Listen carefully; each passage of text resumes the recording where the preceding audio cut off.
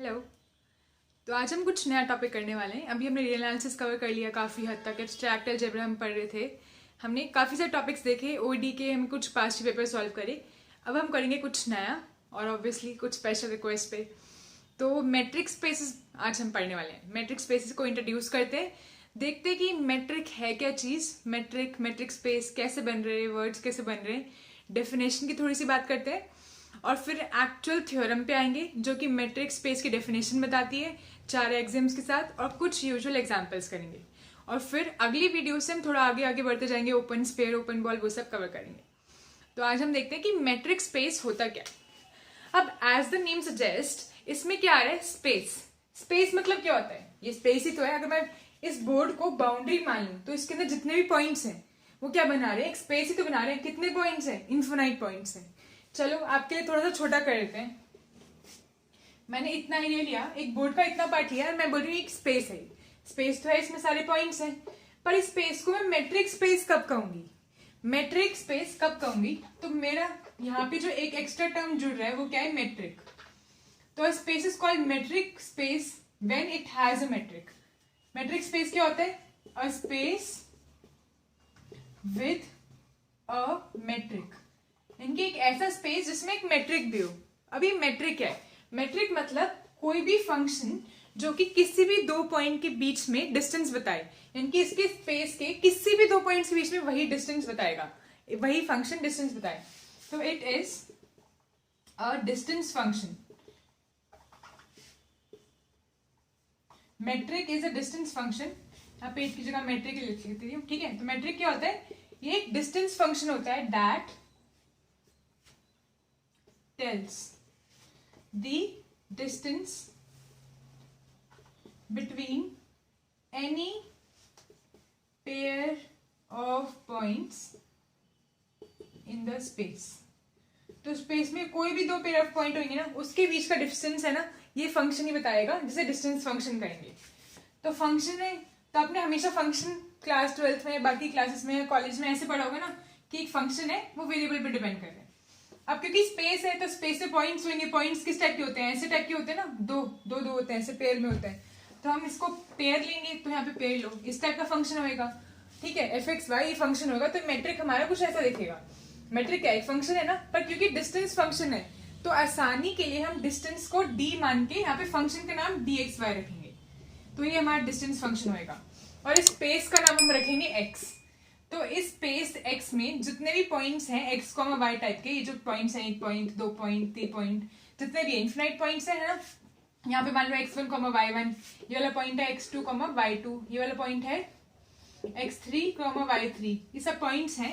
तो इन सबके बीच में डिस्टेंस है, ये देखो, ये वाला डिस्टेंस, ये वाला डिस्टेंस, कोई भी डिस्टेंस, यहाँ पे कोई पॉइंट है तो उसका डिस्टेंस, सबका डिस्टेंस यही रिलेशन बताएगा, सबका डिस्टेंस। तो इससे कुछ फर्क नहीं पड़ता कि ये दोनों डिस्टेंस देखने से दूर लग रहे होंगे, पर शायद दोनों सेम डिस्टेंस में हो इस रिलेशन के तहत, ठीक है। तो बस यही वाली बात है। मैट्रिक समझ में आ गया ना, एक स्पेस जो कि जिसके सारे पेयर ऑफ पॉइंट्स, दो पॉइंट्स, जितने भी पॉइंट्स दो दो पेयर बना रहे, कोई भी दो पॉइंट्स, वो ये वाला डिस्टेंस फंक्शन सेटिस्फाई करेंगे। कोई भी दो पॉइंट्स हम लेते जाएंगे तो ये वाला फंक्शन सेटिस्फाई करें, और इस फंक्शन को सेटिस्फाई करने के साथ 4 एक्सियम सेटिस्फाई करें, तो हम उसे क्या कह देंगे कि ये बन गया हमारा मैट्रिक स्पेस, ठीक है। यहां तक कोई दिक्कत। अब 4 एक्सियम्स पे चलते हैं, ठीक है। एक्सियम कौन कौन से, ज्यादा मुश्किल नहीं, आसान है, बहुत इजी है। ज्योमेट्रिकली कुछ समझाती हूँ। जैसे कि पहला एक्सियम, तो ये कुछ एक्सियम है, 4 एक्सियम है ना, उनमें से एक एक्सियम तो ये कहता है कि अगर एक पॉइंट है इस स्पेस में, तो इस पॉइंट का इस पॉइंट तक डिस्टेंस 0 होगा। कॉमन सेंस कि इस पॉइंट का इस पॉइंट से, ये पॉइंट अपने आप से कितना दूर है, 0 डिस्टेंस दूर है ना, कहाँ दूर है, अपने ऊपर ओवरलैप ही तो कर रहे हैं, तो 0 डिस्टेंस। एक हम ये वाली प्रॉपर्टी पढ़ेंगे, एक है ना, इसे कहते हैं कोइंसिडेंस, अपने अंदर कोइंसाइड कर रहे हैं, ठीक है।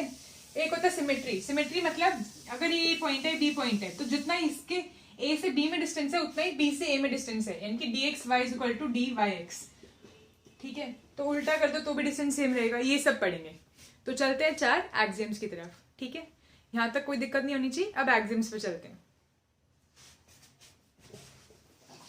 अब जो मैं आपको एक और बात बताने वाली हूँ वो है काफी ज्यादा जरूरी, यानी कि आपके बिल्कुल काम की, और ये आपको किसी इंटरव्यू वगैरह कहीं भी पूछा जा सकता है। तो आप अगर एमएससी की प्रिपरेशन कर रहे हैं किसी भी चीज की, कहीं भी आपको मैथ्स के अगर कोई क्वेश्चन पूछेगा ना तो इस क्वेश्चन को जरूर पकड़ते हैं।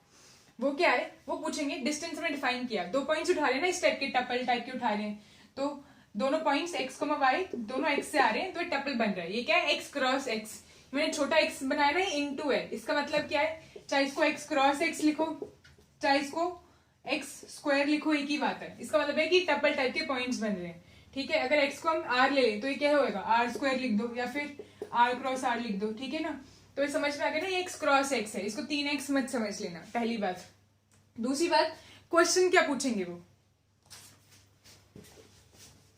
तो क्वेश्चन वो ये पूछेंगे, वो बोलेंगे ये डिस्टेंस फंक्शन है बराबर, और डिस्टेंस क्या कभी भी नेगेटिव हो सकता है, नहीं हो सकता, जीरो हो सकता है, हाँ हो सकता है, पॉजिटिव हो सकता है पर नेगेटिव तो हो नहीं सकता। और हमने इस डिस्टेंस फंक्शन की ये यहाँ पे कोडोमेन क्या ली है, आर ली है, तो क्या कभी भी ये डिस्टेंस फंक्शन आर का नेगेटिव वाला पार्ट अचीव कर पाएगा, नहीं कर पाएगा। तो हम यहाँ पे आर लिखेंगे तो हमें ऑब्वियसली पता चल रहा है कि ये कैसा फंक्शन होने वाला है, ऑन टू तो बिल्कुल नहीं होने वाला है, इसके कुछ एलिमेंट्स हमेशा रह जाएंगे। तो ये फंक्शन ज्यादातर हमेशा ऐसे डिफाइन होता है, 0 to infinity, यानी कि आर पॉजिटिव और साथ में हम 0 भी इंक्लूड कर रहे हैं। तो अगर हम यहाँ पे आर लिखें या जो मर्जी लिखें, मतलब हमेशा इसका यही है, चाहे मैं आर लिखूं चाहे जो मर्जी लिखूं, फंक्शन हमेशा यहीं तक ही जाएगा, क्योंकि कभी भी डिस्टेंस नेगेटिव नहीं हो सकता, तो ये आपको पता होना चाहिए। अभी यहाँ पे लिख रही हूँ, पर क्वेश्चंस में आपको जो गिवन होगा वो आर ही गिवन होगा, तो उसको देख के भी आपको समझना है कि नेगेटिव वाला पार्ट तो कभी आ ही नहीं सकता है, पहली बात, ठीक है। तो अब क्या गिवन है हमें, एक मैट्रिक अगर हम एक नॉन एम्प्टी सेट एक्स पे डिफाइन कर दें, एक्स हमारा वो स्पेस है जो मैंने आपको बताया था अभी, ठीक है। तो वो क्या होता है, बेसिकली एक मैपिंग मतलब एक फंक्शन, ठीक है। तो ये मैपिंग है, ये फंक्शन है, एक ही बात है, एक्स क्रॉस एक्स से रियल नंबर पर कह लो या फिर पॉजिटिव आर प्लस 0 कह लो, है ना, या फिर 0 to infinity वाला ये वाला सेट, यानी कि इसमें 0 इंक्लूडेड है, इन्फिनिटी तक नंबर जा रहे हैं, 0 से लेके बड़े बड़े होते जा रहे हैं और इन्फिनिटी तक जा रहे हैं, खत्म ही नहीं हो रहे, सारे पॉजिटिव नंबर इसमें आ गए हमारे, ठीक। Satisfying the following Exim, 4 Exim satisfy करने चाहिए, कौन कौन से। पहला एक्सिम है हमारा नॉन नेगेटिविटी, यानी कि ठीक है, नॉन नेगेटिविटी में मतलब क्या है, पॉजिटिविटी। किस चीज की पॉजिटिविटी, मैंने अभी जो आपको बताया कि डिस्टेंस कभी नेगेटिव नहीं होना चाहिए, तो हमेशा क्या होना चाहिए, d x y greater than equal to 0। कोई भी 2 पॉइंट्स के बीच में अगर हम डिस्टेंस निकाल रहे हैं तो वो हमेशा कैसा होना चाहिए, 0 से बड़ा। सबसे पहली बात तो ये कि d x y greater than 0, ये पहला एक्सिम है, ये चेक करना है, ठीक है। अगला एक्सिम क्या है हमारा जो हमें चेक करना है, वो है कोइंसिडेंस, जो मैंने आपको बताया कि एक पॉइंट का अपने आप से कितना डिस्टेंस होता है, 0 होता है ना। तो इसी बात को ऐसे लिखेंगे मैथमेटिकल टर्म्स में कि dxy अगर मैं 0 लूं, अगर किसी 2 पॉइंट्स के बीच में डिस्टेंस 0 है, इसका मतलब पक्की बात है कि वो दोनों पॉइंट्स इक्वल हैं, ठीक है। और इसके उल्टी साइड आओ ना तो भी सच है, यानी कि अगर 2 पॉइंट्स इक्वल है, मैंने क्या कहा, 2 पॉइंट्स इक्वल है यानी कि कोइंसाइड कर रहे हैं, तो पक्की बात है कि पक्की बात क्या है कि ये जो है ना, ये इन दोनों के बीच का डिस्टेंस क्या होना चाहिए, 0। ये तो बताया ना मैं भी, एक पॉइंट अगर एक दूसरे के ऊपर ओवरलैप कर रहा है तो यानी कि वो दोनों इक्वल पॉइंट्स हैं, तो उनके बीच में डिस्टेंस 0 है, यानी कि इस साइड भी ट्रू है, इस साइड भी ट्रू है। जब दोनों साइड ट्रू होते हैं तो हम क्या लगाते हैं यहाँ पे, दोनों साइड वाला एरो, और इस एरो को हम कैसे पढ़ते हैं, इफ एंड ओनली इफ। इस एरो का नाम ही क्या होता है, इफ एंड ओनली इफ, ठीक है। इसको इफ एंड ओनली इफ को IFF भी लिखते हैं शॉर्ट फॉर्म में, ठीक है। ये सब आपको ऑलरेडी पता होगा, आप BSc कर रहे हो, सब पता होगा, पर जैसे कोई इकोनॉमिक्स ऑनर्स का स्टूडेंट या कोई देख रहे हैं तो उसके लिए मैं सब सिंबल स्पेशली डिटेल कर रही हूँ, ठीक है। तो इसे क्या कहते हैं, इफ एंड ओनली इफ, यानी कि दोनों साइड से ट्रू होना चाहिए, ठीक। तो हम ये वाली कंडीशन शो करेंगे। तीसरी कंडीशन हमारी है सिमेट्री। सिमेट्री से पता ही चल रहा होगा आपको, सिमेट्री का मतलब क्या होता है, जो इस साइड है वो उस साइड भी हो, यानी कि dxy जो है ना वही dyx हो, यानी कि अगर A से B पे जो डिस्टेंस हमारा आ रहा है वही B से A पे आने पे डिस्टेंस हो, यानी कि that is AB is equal to BA। हम ये नहीं करते थे, तो डिस्टेंस दोनों साइड डिस्टेंस इक्वल आए, A और B जो लेंथ है वो भी सेम आए, BA जो डिस्टेंस है वो भी सेम आए, ये वाली बात। और फिर लास्ट है हमारी ट्राइंगल इनइक्वालिटी। ट्राइंगल इनइक्वालिटी आप सबको ऑलरेडी पता होगा, ये तो हम मतलब कि सेकेंडरी क्लासेस से, स्कूल टाइम से बहुत अच्छे से पढ़ते आ रहे हैं, 10th में, 11th में, 12th में। तो ट्राइंगल इनइक्वालिटी क्या कहती है, सिंपल बात कहती है वो कि अगर एक ये ट्राइंगल है तो इसकी एक साइड है ना, उसकी जो लेंथ है वो बाकी दोनों साइड्स का अगर आप सम करोगे ना तो उससे हमेशा कम होगी। एक साइड की लेंथ बाकी दोनों साइड की अगर आप लेंथ का सम करोगे तो उससे कम होगी, ये होती है ट्राइंगल इनइक्वालिटी। तो इसी को यहाँ पे कैसे लिखेंगे, ऐसे लिखेंगे हम यहाँ पे dxz is less than equal to dxy plus dyz। उस ट्रायंगल में आपको ये मार्क करके दिखा देती हूँ। मान लो कि ये पॉइंट कोई x है, ये कोई पॉइंट y है, ये कोई पॉइंट z है। अब बोल रहे होगे कि अभी तो मैं आपने कहा कि पॉइंट्स कैसे हैं, टपल हैं, x क्रॉस x है, पेयर में है, तो मैं x y z क्यों बोल रही हूँ? ये मैं कन्वीनियंस के लिए बोल रही हूँ। यहाँ पे x y z इन सबका मतलब क्या है? x का मतलब क्या है? x1 कॉमा x2 ये मान लो, ठीक है। y का मतलब क्या है? y1 comma y2। z का मतलब क्या है? z1 comma z2। यानी कि ये सब है तो टपल ही, दो दो है, देखो पॉइंट दो दो है, पर ईज के लिए मैंने इनको ही लेट कर लिया, पहले यहाँ पे लिख देते हैं, ठीक है।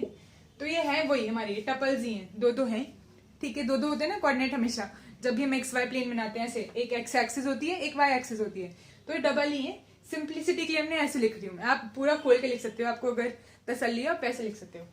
तो ट्रायंगल इक्वालिटी क्या कहती है? इन दोनों के बीच का डिस्टेंस, यानी कि dxz, कोई भी एक साइड ले लो, इसका डिस्टेंस, तो इसका नाम क्या है? dxz। तो ये डिस्टेंस का यही तो है ना, फॉर्मूला यही तो है dxz। तो जो ये डिस्टेंस है, ये बाकी दोनों डिस्टेंस का अगर हम सम कर लें तो उससे हमेशा क्या होगा? लेस देन या इक्वल टू। लेस देन या इक्वल टू इस साइन का मतलब क्या होता है? या तो कम है या बराबर है, या तो कम है या बराबर है। इस साइन में भी कंफ्यूज नहीं होना। इक्वल आ गया तो भी ये वाला साइन हम लगा सकते हैं, लेस देन आ गया तो भी हम ये वाला साइन लगा सकते हैं। लेस देन इक्वल टू का मतलब है कि इक्वल भी आ सकता है, कम भी आ सकता है, दोनों आ सकते हैं, ठीक है। तो ये 4 एग्जाम्स अगर हम वेरीफाई कर दें किसी भी x के ऊपर, तो हम क्या कहते हैं? लास्ट में अगर इसे वेरीफाई हो जाए तो हम क्या कहते हैं? फाइनली x, d, यानी कि ये वाला जो स्पेस है विद रिस्पेक्ट टू ये वाला मेट्रिक क्या बना रहा है? एक मेट्रिक स्पेस बना रहा है। ये वाला जो स्पेस है वो इस वाले d फंक्शन के रिस्पेक्ट में क्या बना रहा है? मेट्रिक स्पेस बना रहा है। समझ में आ गई? तो मेट्रिक स्पेस की डेफिनेशन एकदम क्लियर हो गई, बिल्कुल अच्छे से।